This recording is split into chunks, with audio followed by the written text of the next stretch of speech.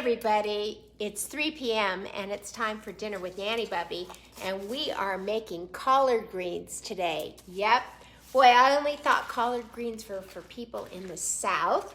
I never had made them myself, but I had a client, hey Nancy Holland, I had a client who is from the South. He's actually Moroccan Jew, but moved to Georgia, and actually was born in Morocco and then moved to Georgia. Hey Cynthia Berman.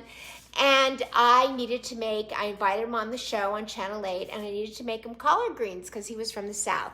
And I began working on a recipe, and he loved them. He said they were the best collard greens he'd ever had. And I don't think that he was just being polite. So I'm making them tonight. Hey there, Stacy Saute'd. Stacy Saute'd, how are you? We met last Thursday when Deborah Malkoff-Cohn was there. So happy to have you here. So the first thing that we are doing is and thank you for being here, is we've got this big, beautiful basket that came out of my garden. There we go. And we need to cut off the stems. So I am going to start cutting off the stems. And when I do, we're going to have a chat because it's going to take a few minutes for me to do that because I always wait until you're here to actually do everything. So I show you the process. So let me ask you this. Who of you who are watching, who has made collard greens? Tell me. Who has made collard greens so I know, because I've got some questions about making collard greens. And by the way, last year during the shutdown, I have to tell you this, I was so frustrated with all the hoarding that was going on, which started 1 week ago, or 1 year ago this week. And it was very, very depressing. And I thought to myself, I am just not doing that. I am not getting involved in all of that kind of stuff. And so what I did is I went to the grocery store an hour before the store closed, because what I decided is Stacy hasn't made collard greens. How about you, Cynthia? I decided what I was going to do is go the hour before the store closed, and then I would see what was left over, and I would figure out what to make with what was left over in the store, then rather than just hoarding and trying to take everything from everybody else. I figured there's going to be undesirable fresh stuff left over, and I would just figure myself out from there. So, well, for those of you who are saying nope to this, and there's 5 of you watching, we need some other 3 of you to say yes or no, but you don't know what you've been missing by not making collard greens, and I'm going to show you this in just a few minutes. But anyway, what was left over at Whole Foods when I walked in an hour before they closed, sitting up on the shelf looking oh so proudly, was beautiful rainbow chard, just sitting there all spread out, just beautifully, just sitting there like, oh, nobody's taken me. Take me, please. It just was breathtakingly beautiful. Well, hey there, Tom Letitia, my favorite person to cook for. And also the collard greens. I mean, if this had been the South, I'm sure they would have flown off the shelf. But here we are in the desert Southwest, and the collard greens were up there looking oh so beautiful, as were the rainbow chard. And so I picked it all up and brought it home. And I went back to the grocery store every other day, 1 hour before they closed, and just got what was left over. And it was amazing what I found, that the store was deserted by that point. And I have to actually give credibility and credit to Whole Foods, is those produce guys worked the entire time cleaning it up. People were like hoarding and grabbing, and everything was an absolute mess, and they would just clean everything up and keep it neat and tidy, and it continued to look beautiful. So anyway, that is my story about what I did during the shutdown. What was the first thing you noticed? Hey, Ryan McNamara, nice to see you. Thank you for joining us. We're making collard greens. Let's see, Roseanne, my friend, what does she say? Unfortunately, Harry has a long list of greens that he's not allowed to eat, and collard greens is on that list. Okay, tell me why. Why is there a long list of greens? Because he has gout? Is it because, I bet it's because of gout, right? Is that it? Tell me, am I right or am I wrong? Okay, last 2 to snip, and then we're gonna get started. I'm gonna show you how to cut them. They're falling all over the place. This is about 1.5 pounds of collard greens that I'm starting with. Okay, Roseanne, I'm waiting for you to type in why Harry can't eat it. Is it because of gout? Because I think that gout is very reactive to things like green leafy vegetables like spinach and some other things because of some mineral that's in it. So, hey, Laura Grau, so happy to have you here. So we're starting first right now. Now, I don't usually use a pot that is this big. Whoa! Sorry about that, guys. Let me tighten this up for you. He's on blood thinners, and vitamin K is bad for blood thinners. Really? I didn't know that. Goodness. Don't tell Tom that. He's watching. Nobody has said anything to us. Tom is not taking heavy blood thinners, just light blood thinners, so maybe he's okay, but nobody's ever said anything to us. But I'll check on that because we're going to the doctor tomorrow.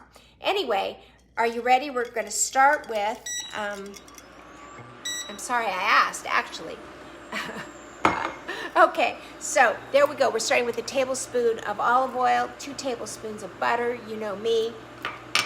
If you're starting a pot, you need to start it either with butter or a combination of olive oil and butter. And so now I'm going to show you how to cut the collard greens. We're going to do it very similar to how we do the basil. We're just going to take this and we're going to layer a bunch of these on top. So joining me, I'll say this to Ms. Saute'd from Wendy Goodrich is watching. Hey, Wendy, nice to see you. Thanks for being here. We have a great group of people that join us every day, Wendy, and so happy to have you here. Okay, so if you can see this, we layered them on top, and now we're rolling them like a cigar, right? Just roll them up real nice and tight like a cigar. And then you're going to take your knife and you're just going to cut right through the cigar, just like that. Nice and thin. Now, chopping these would be very difficult, but when you roll them together, like I just did, that really, really, really makes it very, very easy. So, I was talking about on Thursday, as our guest, we're going to have Sandy Zager, who is a party planner in New York City. And if you want to know what party planners have been doing since this shutdown, boy, she's got words for us and an explanation about how she reinvented herself and her business during this time. So I think that's pretty exciting. So make sure you join us on Thursday. And on Wednesday, I'm going to be back on Channel 8. So we're doing a Wednesday show rather than a Friday show this week because March Madness, yay, March Madness is starting because remember last year it was shut down and it is starting, so that is amazing to think. I'm very excited that it's coming back. Okay, let me put this back. Oh boy. Okay, so we're going to cut these first, but we're not going to saute them first. I'm just going to put them right back in the basket.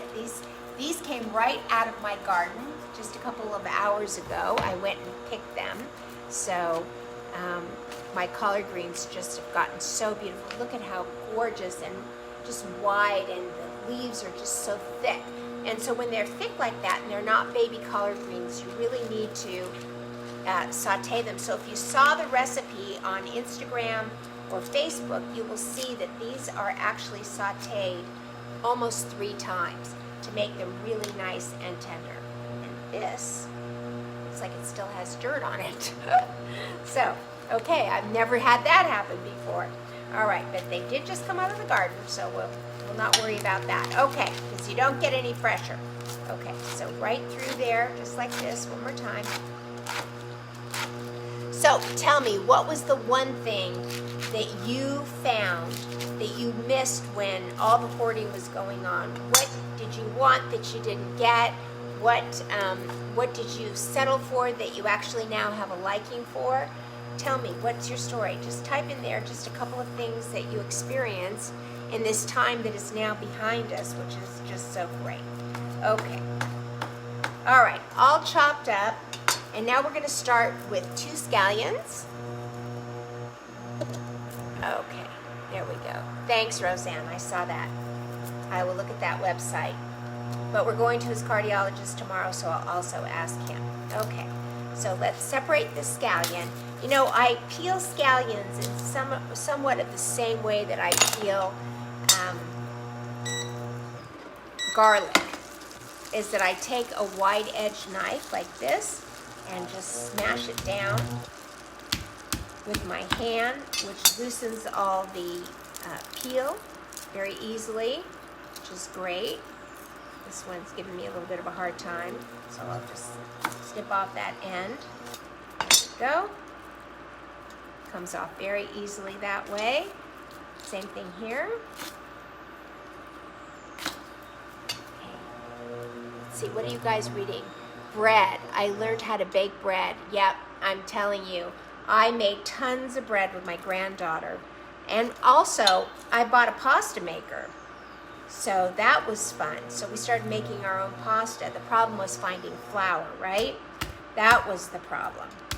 But it seemed like not too many people were buying flour yet. So I think I had a lot anyway before the shutdown started. So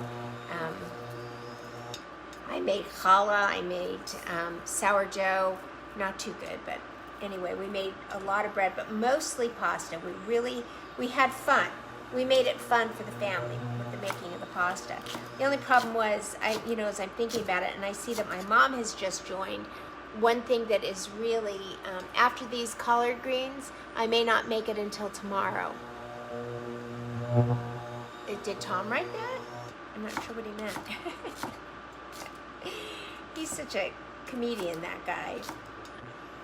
Oh, after the collard greens, what he's saying is, there you go. Cynthia made a vegetable garden, and she sure did. She made a beautiful vegetable garden. He means that he may not make it to the cardiologist tomorrow after eating the collard greens. Yes, you will. Okay, so into the pot with the shallots. This is really a simple recipe, but I save all of the hard stuff to do for you guys so that you can see that it really isn't that hard, right? If I can do this all during the time that I'm actually talking to you and working with you, then you know it's not that hard. Okay, so here's the garlic, and again, the best way to peel garlic is so much easier than the shallots. Okay, and of course some recipes say just put in smashed garlic. I say not in my life would I do that, because nobody wants to take a big bite and end up with a whole smashed garlic in their mouth. Nobody wants that. So we are going to mince this garlic before putting it in with the shallots. There we go.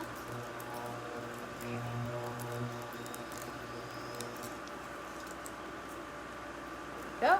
And before we start mincing them, we're going to go ahead and work with these green onions. So if you can see the green onions. Now, there is such a thing called a garbage garden. And what that garbage garden is, Cynthia was the very first person I ever met that actually did it successfully. But what you do is, I think, Cynthia, we're going to cut off the ends of these green onions and just put them in water. Is that right? Is that what we do? Tell me how to do that. Can you type in the chat exactly what we do with these? I'm going to put them right here into this little bowl, and if I need to put water in there, you'll tell me. So I brought that here just for purposes of figuring out exactly how to make a garbage garden, because I really do want to make scallions in my garden. Okay, so when you take off the ends, it's very easy just to grab the outside edge of what is sort of dirty, if you will. Just clean that all right off, and then let's just start slicing it away and put all this in with the shallots. There we go. Can you see? You can see. There we go. We're going to use the green parts as well because those have a lot of flavor. There we go. Let's see. I trimmed just below the green, and that's what you put in water? Question mark, question mark. You trim just below the green, and so you're actually using the whole onion itself, right? The whole onion itself except for the green. Okay, all right. So if I've got that right, I have 3 of these left over, and I'm going to give it a try. Okay, into the pot we go.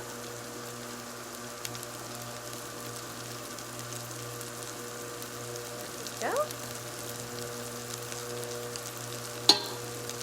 Oh my gosh, you cannot imagine how good this smells. Where did I brought this out? Here it is. Okay, so let's turn this so that you can see it. Okay, put in a bit of water. The greens sprout fast. I did it 2 days ago, and the green is already growing. Okay. And then how do you know when to put it into the ground? How do you know when to put it into the ground is my question.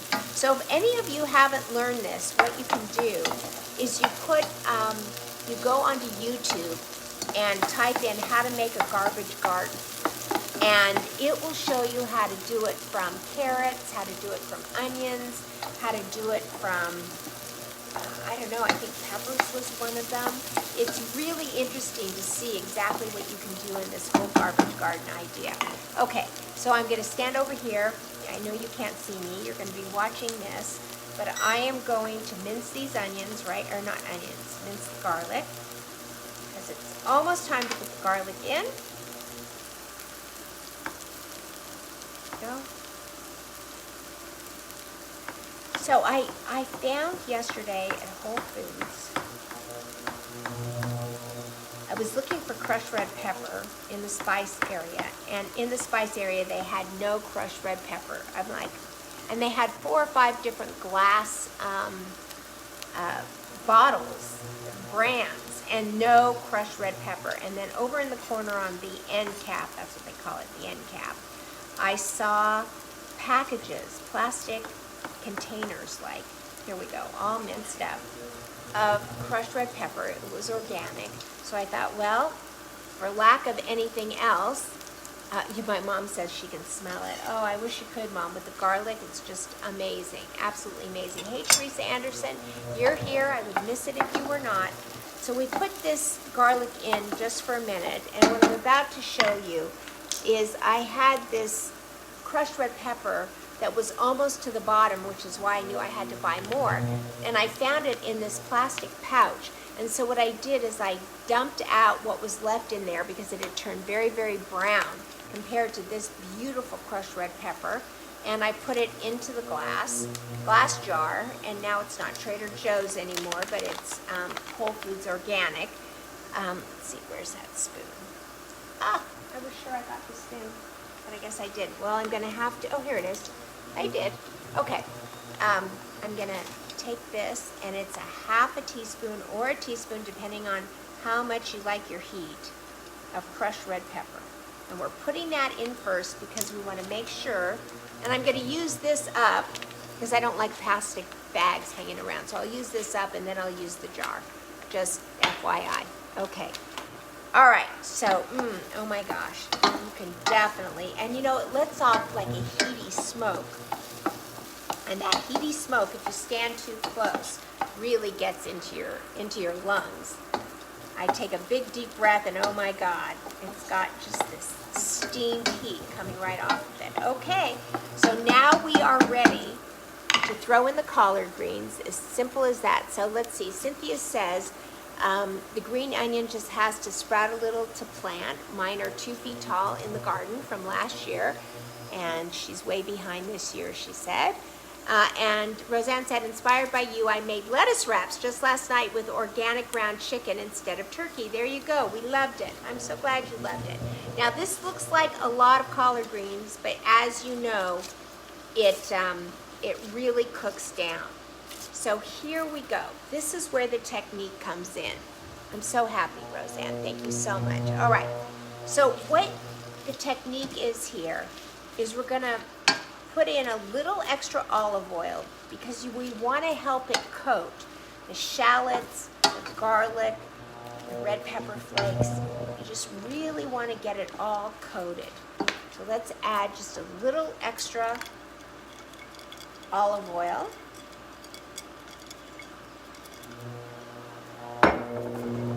And we're just going to stir it around and make sure that we can, it's like tossing a salad actually, is you want to make sure that you go from the bottom and bring up the shallots and the green onions and the garlic. Look at that. Now, I'm going to tell you, I personally think I need to put another shallot in here. I really do. Oh, yes, okay, 2 things about the apron. Number 1, we found the apron. The apron was in Laguna in the corner of our property. that, I mean, you would have had to be a hound dog to find it, but luckily my housekeeper there did find it. So she's sending it to me. She sent it out today. That's number one. And this number two is the brand new apron, which I think is adorable with these cute little grommets. And it's very comfortable because if you can see from the back, it crisscrosses where the old apron hung on my neck, and it makes me so, it starts to hurt after a few hours in the kitchen. So I'm so happy.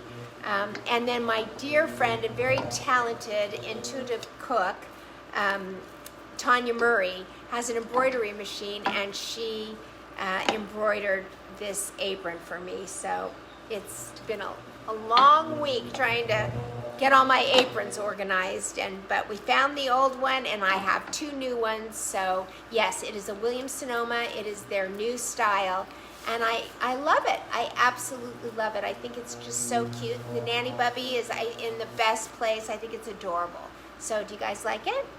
I think so, yeah. And I found it. Yep, I found it. I could not believe that I found it. It was like I kept looking over and over and over in the exact same places, over and over and over and over again. It was crazy. I'm like, where is that apron? It has to be here. So, okay. So the next thing we're going to do is put in 1.5 cups. Let me chop up these scallions one more time. I just want to get a little more in. I think it could just, there's so much collard greens in here. I think it could use just a little bit more of the scallions. So let me cut into this. I'm going to use a different technique because my last technique failed. Okay, here we go.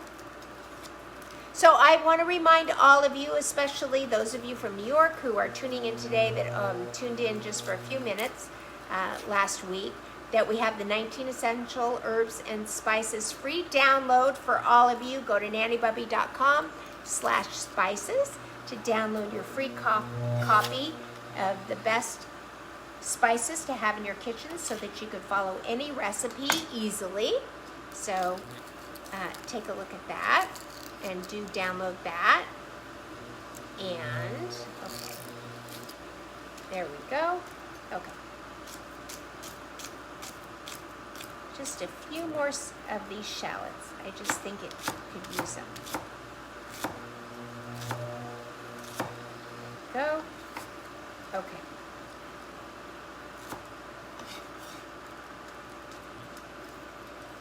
And I know they needed to saute first, so we're going to just kind of wish them down to the bottom here and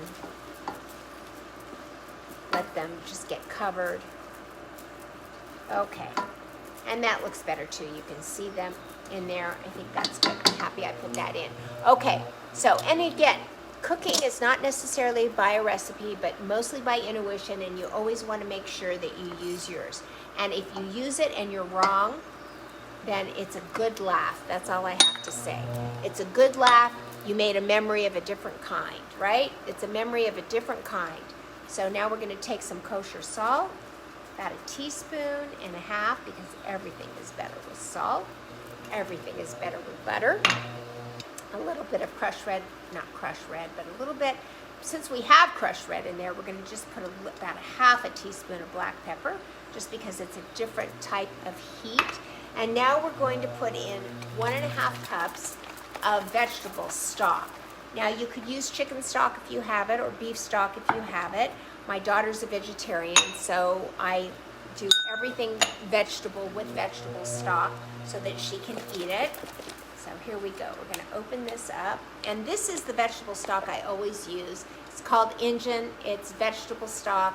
Since Trader Joe's discontinued theirs, I actually found this, and it's not quite as good, but it's there. It's almost as good. So Roseanne, if you go to Williams-Sonoma to get one, ask for Denise or Jay and tell them I sent you.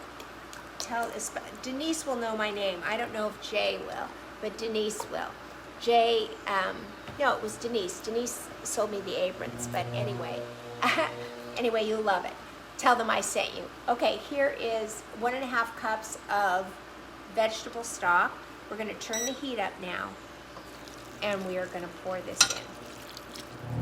That's it. We're going to bring this to a boil. Go. Turn it up. Okay, here we go. Now the key to the collard greens is you're going to bring this to a boil.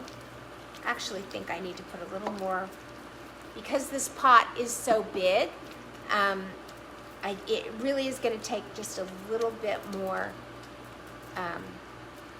vegetable stock, because you want it to be well covered, and that didn't quite do it. If it was in a smaller pan, but because I'm using this bigger pan so that all of you can clearly see it just a little bit better, things don't look like they normally look, and so I want you to see it the way that it should be done.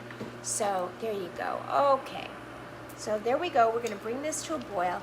Now the key to this is that after it comes to a boil, we're going to saute it. There's Biggie.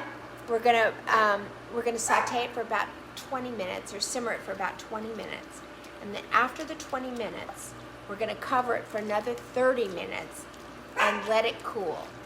And then, or more, and then you're going to reheat it for about 10 minutes right before you put it on the table. And the reason that you do that is collard greens are so tough. They're so, so very tough. And if you just saute them up and put them on the table, and they're bitter, they're very tough and they're very bitter. But when you double heat them, it just makes them so delicious. So I will tell you the story, is that my client, Chapman, Don Hamrick from Chapman Automotive, was going to be a guest on the cooking show on Channel 8. And he was coming, and he is Moroccan Jew, from Morocco, born in Morocco, and they came directly to America in Georgia. So he grew up eating Moroccan food from his parents and his childhood, and all these Moroccan flavors, but they always mix that with Southern cooking. So he loved collard greens. So on the day that he came to work with me at Channel 8, and he was our guest, I made Moroccan chicken and a side dish of collard greens, and he ate my collard greens, and he said, "Oh my gosh, Marla, these are the best collards I've ever had in my life." Well, here's what happened. I had to pre-make them here at the house. I had to saute them for 20 minutes to get them tender enough, and then I had to cover them, and then I left to go to Channel 8, and by the time I reheated them in the studio for him to have, it was about 2 hours.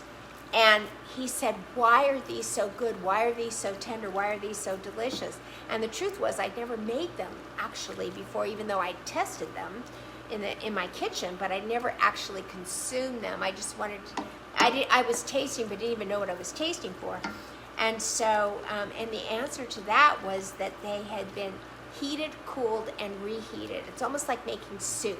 When you make soup, soup is always better when you heat it and reheat it the next day, because you're able to skim off the fat or whatever else.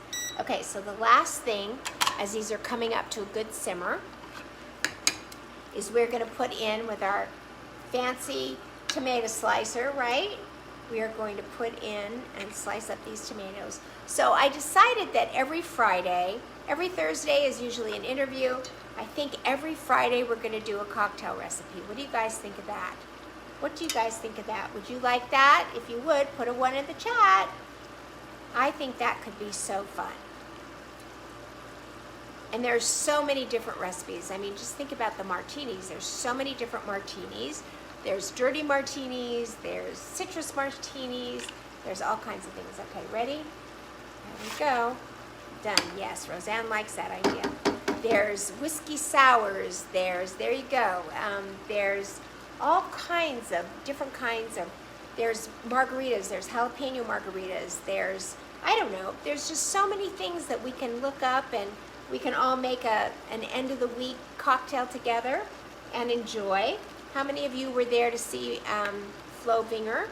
Flo Vinger is a lot of energy in that girl, right? Lots and lots of energy. Okay, here we go with the tomatoes. Okay, so this recipe is up on Instagram. It is up on Facebook, and you can also find it on nannybubby.com. under the cooking tab, or nannybubby.com/cooking. I think it's cooking. We're not going to look on that, but I don't know. So that looks like it could use just a little more tomatoes, right? Look at the colors. Isn't that beautiful? Just a little more tomatoes. And go. So how many of you watching actually received your, I know a lot of people want their fancy schmancy tomato slicer. It's the best thing ever. Okay. That is just not firm enough. Okay. 2 more. We're going to squeeze them in. There we go. Push them down. And down we go. Isn't that the most incredible, best thing ever? Okay. That's it. Okay. So we're going to let some of this juice evaporate as it works. Collard greens. Look at those colors. Wouldn't this be a great dish to actually make on Christmas, for Christmas dinner, because it's green and red? I love that. I always try to make things that are color coordinated. On Hanukkah, you can't make anything that's blue, but I do have blue flowers, so there's that. But isn't that beautiful? Look at that. So green, so red, so beautiful. So, okay. So I'm going to take this right now. I'm going to grab the top right over there. I'm going to turn this off.